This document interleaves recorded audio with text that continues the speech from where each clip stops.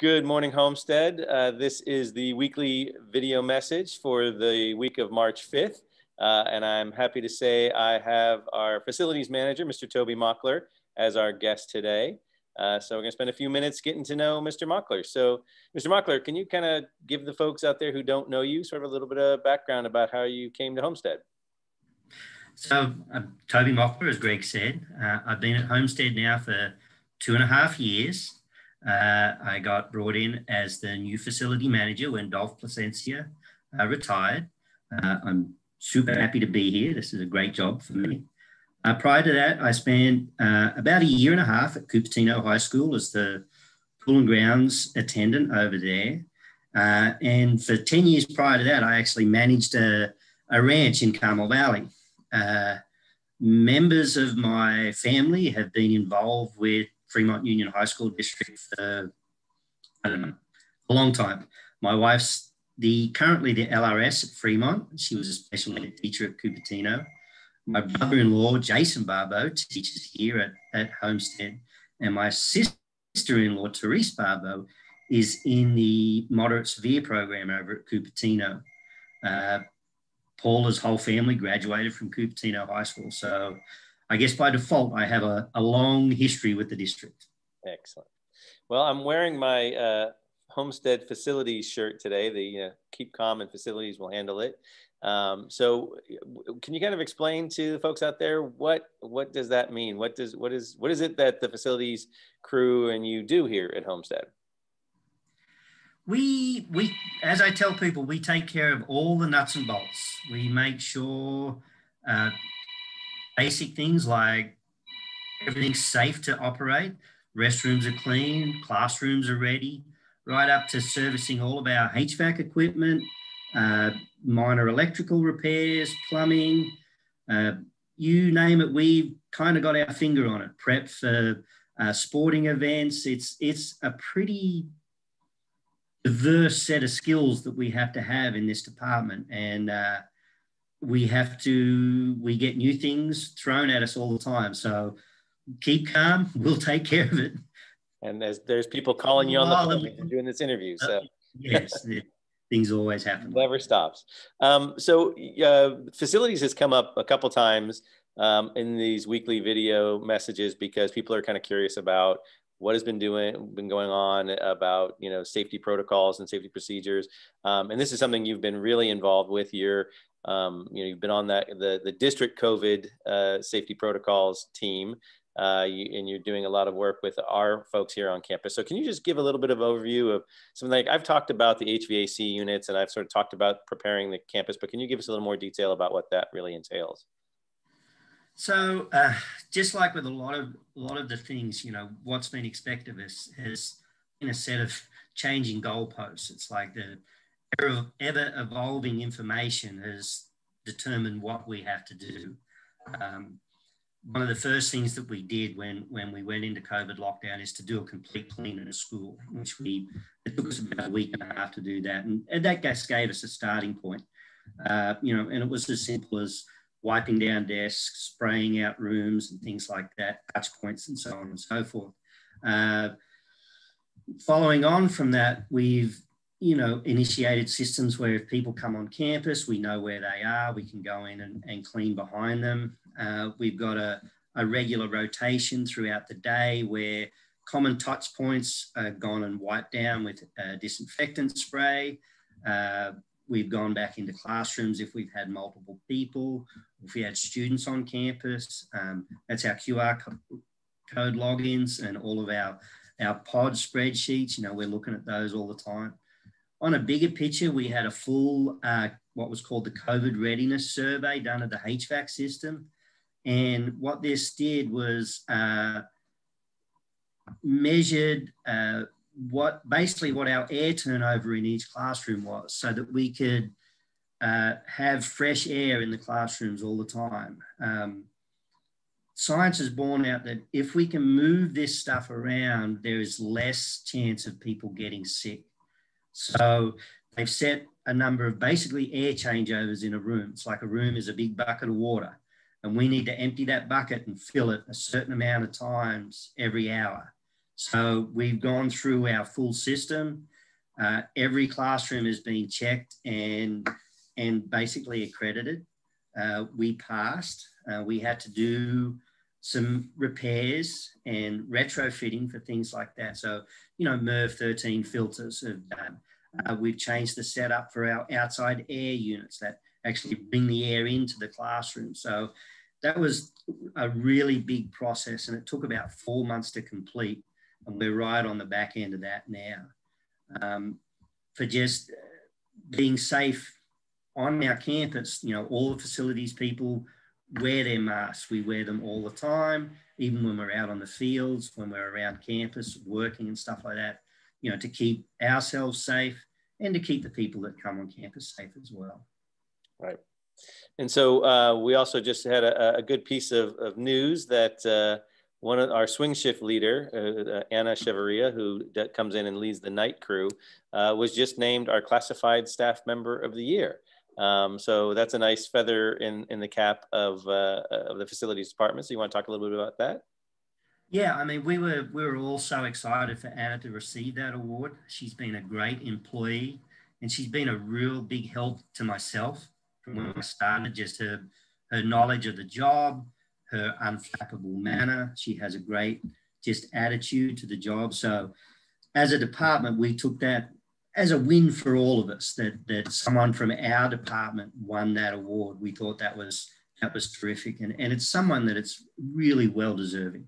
You know, she puts maximum effort in all today. She does a great job of managing her night crew. You know, a lot of independent thinking people, and she does a great job of getting them all moving in the one direction. So it was something, you know, personally and the team, we feel really great about, and I feel really happy for Anna that she won that award.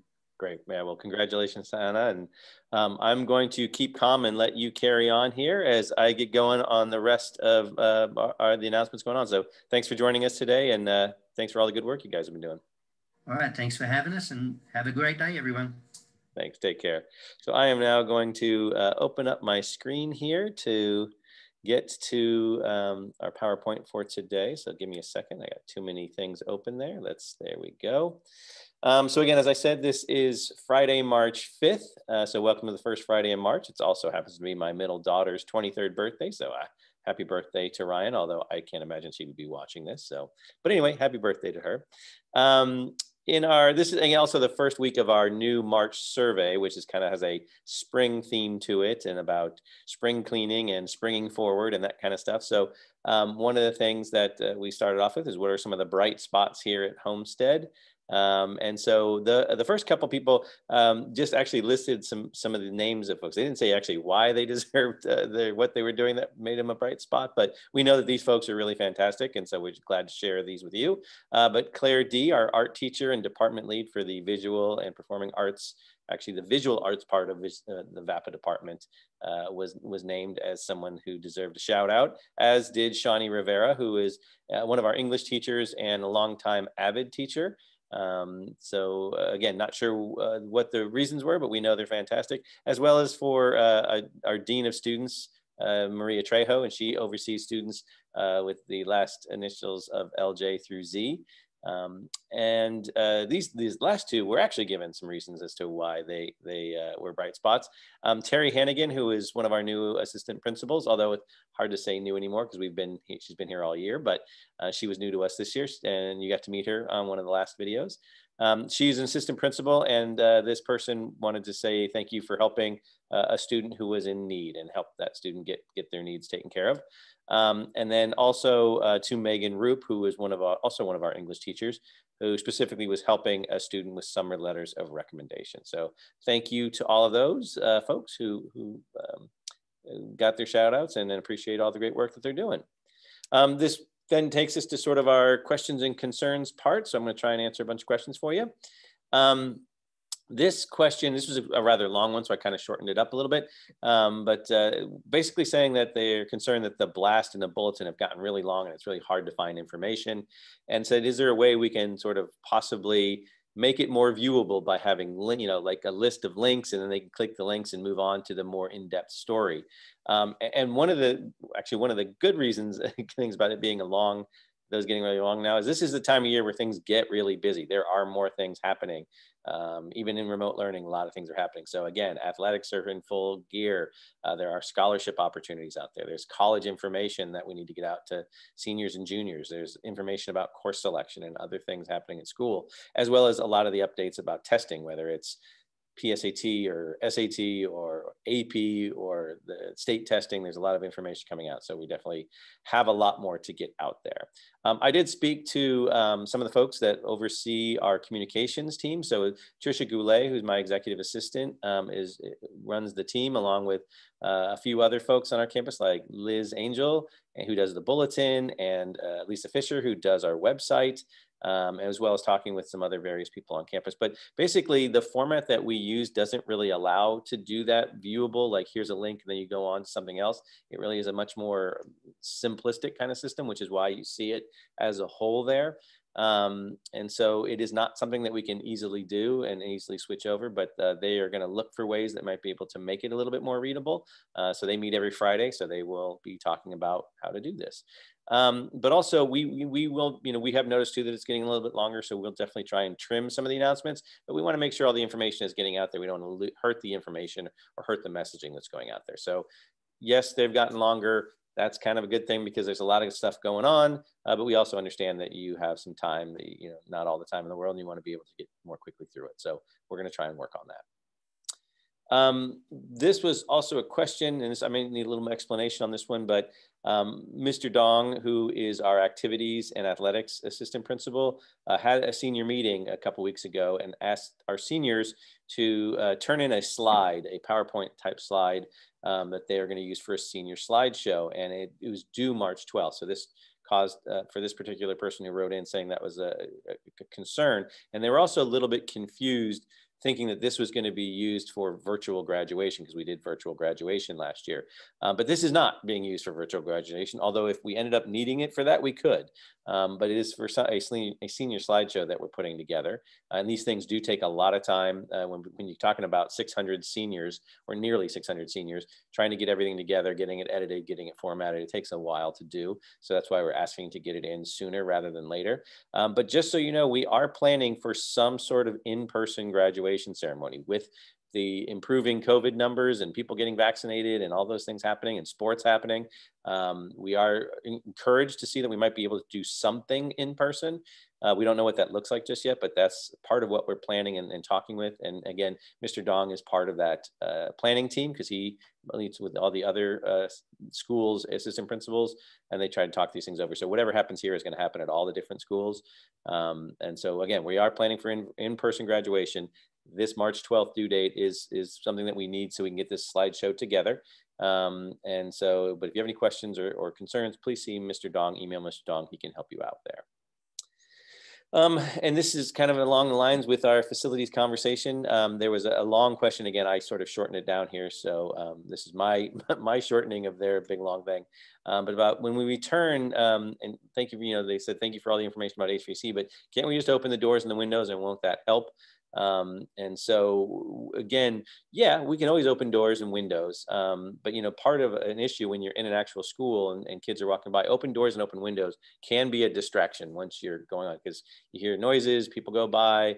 It isn't sometimes the best. Sometimes it's nicer to have the doors shut, just so you kind of keep the noise and the congestion to the classroom. It also brings in unfiltered air. So again, if we have the doors and windows shut, and as you heard Mr. Mockler said, we're increasing the amount of fresh air being brought in, that gets filtered, so the bacteria is out of it, it gets circulated and then pushed back out. So it's not horrible. It's not a bad thing to have doors or windows open, but they don't need to be, especially again, when you're using that filter system in the way we've got them adjusted. It should be okay. But we do have spaces on campus where we have some of our bigger spaces, like our iHub and our cafeteria. They actually have garage doors to open up to make sure we have air going through, but that is going to be a big question that we have to look at in terms of, what restrictions we're going to have for some of those bigger spaces, and can we have people in those bigger spaces, or should we have the doors open? But anyway, we do have some of those bigger spaces that have those kind of fresh air capabilities, and our buildings are kind of old, right? Some of them are very old, and they only have 1 or 2 windows, whereas some of our newer ones have more doors, more windows, and so again, it's not an easy answer all the way around. It's not the same answer all the way around, but there we are. Again, the question I think that comes up every week in just different way it's written, but given all the positive trends in COVID, can't we look at bringing more ways to bring kids back? And yes, absolutely. That's what we're doing right now. So again, yes, things are going down in terms of numbers, but we still have those restrictions and guidelines like 12-foot of distance, and you got to wear masks, and you can't be in groups larger than whatever if you're inside or outside, those kinds of things. So there's those things we're still dealing with. But if you've been listening to the news, you'll know that the state and even the feds have prioritized getting K through 12 folks back. They want to start getting the younger kids back in, because that then starts to free up some of the adults to not having to do childcare of their own, to be able to get back to work, to be able to get back into the classroom. And we are looking at all sorts of models right now. We are sort of looking at ways that other states have been doing things, or other districts are planning on doing things. So we've done everything from looking at maybe what you would call Zoom in a room, where everybody's in a room, still doing online learning through Zoom in a variety of different ways, but it cuts down on the cohorts, all the way up to the different hybrid models that are out there, and even anything beyond that. So yeah, we have a committee that's really looking at how to do that, an internal committee, at what are some of the ideas and things that we might be interested in doing. We have been bringing kids back and doing more things. We're currently running both seasons 1 and 2 right now, and as well as conditioning. So that brings a good number of kids back to campus. We have about 5 pods that are running. We're always looking to expand those pods. And those are for kids who just need some help and support during the day, or maybe a quiet place to actually learn. So we've provided those. And again, we also have activities and club pods that are starting to pop up and do more stuff on campus. So we are bringing kids back to campus. We are looking at ways to bring kids back to campus. We are continuing to be happy about the numbers that we're seeing in the most positive ways. We're still a little bit fearful that there's news of a possible 4th wave coming. That remains to be seen. But right now things are looking good. So we are trying to keep moving towards figuring out how to get more kids on campus and how to reopen. Along those lines, there was a question or concern about, hoping that all the educators are getting vaccinated as soon as possible so that school can open up. I'm glad to say that even within the last couple of days, it's even opened up a little bit more. A couple of weeks ago, there was just 1 county that was doing this. Now it's up to more counties that are prioritizing educators in terms of, so Santa Clara County, our own county here, is doing that. Santa Cruz is also county is doing it, in Alameda County. And I say all these other counties because we have lots of people who live in different areas, right? So not everybody lives in Santa Clara County. And in the beginning, there was a little bit of confusion of, well, you work in Santa Clara, but you live in Santa Cruz. And so you couldn't get a vaccine in either place, because Santa Cruz was only inoculating teachers who worked there, right? And so with Santa Clara, that's changed now. That's actually been able to open up. So we are getting more people into those vaccination appointments. And we're not the only group out there. They're not just saying, okay, all teachers go run and go do this. They have other folks that are also still being there. So, trying to if you've ever tried to get on these websites to get an appointment, they aren't easy. You definitely have to spend some time trying to get there. And so, but what our folks are hanging out and getting them there. We're seeing lots of photos of people getting their shot. So that's nice to see. So I'm definitely encouraged by the number of folks that are getting their shots done. But again, if you also listen to what the state and the county are saying, they're not even saying that opening relies on the number of vaccinated educators, although it would be nice to get everybody vaccinated. Be nice to get them educated too.